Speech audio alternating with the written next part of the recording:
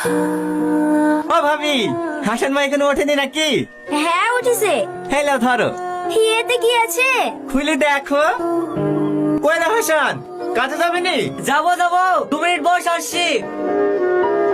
ও দেবু, তাড়াহুড়ি কিসে? জানো না নাকি কালকে আমাদের লক্ষ্মী পুজো হইলো? তোমাদেরকে তো বলি যাবো না, তাই তোমাদের লেগে অপর্ণা পাঠিয়ে দিল। যাবো কি করে? তোমার বন্ধু সে সন্ধ্যাবেলা থেকে পেট নিয়ে পড়ে আছে, বাথরুমে ঢুকছে আর বেড়াচ্ছে। দেখো কাকে কাজ করতে পারবে কি? কাজ করতে পারবি তো? হ্যাঁ পারবো, কোনো অসুবিধা হবে না। ওষুধ খেলে সব ঠিক হয়ে যাবে। যাওয়ার সময় ডাক্তারখানা দিয়ে একটা নিয়ে নেবো। চ। এ আজিজ, আমি চলি কেন? আর তো 2 হিলে আছে, একটু হয়ে গেলে বাড়িতে এসে খরচ নিলিস। আর শুক্রবার তো আমি আবার নামাজ পড়তে যাব। ঠিক আছে। এই, তুই নামাজ পড়তে যাবি নি? যাবো কি করি, এখনো তো বিলি লিয়াইতে আছে। ফলে দেখে ভাগ দেবে না, আমি লিড দেবো যাতে চানকে নামাজ পড়তে যা। কিন্তু এখনো যাবো, আজ তো একলা লিয়াইতে গেলে তো বিকাল হয়ে যাবে। সে হোক, তোকে তো চিন্তা করতে হবে না, তুই যা তো।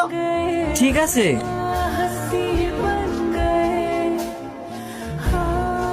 কয় টাকা হলো দাদা? 80 টাকা বৌদি।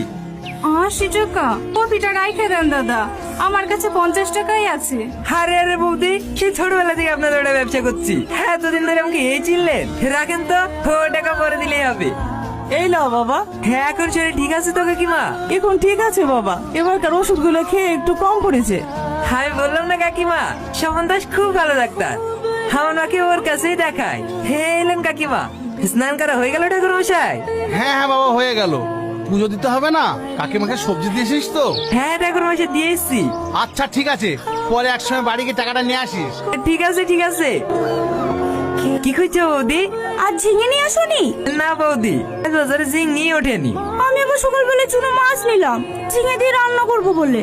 তোমার দাদা আবার চুনো মাছ দিয়ে ঝিঙের রসা খেতে খুব ভালোবাসে। হ্যাঁ ঠিক আছে বৌদি, আমার বাড়িতে ঝিঙের গাছ আছে, একটু পরে তোমায় তুলে দিতে আসছি। আচ্ছা ঠিক আছে ভাই, নাও এগুলো মাপো।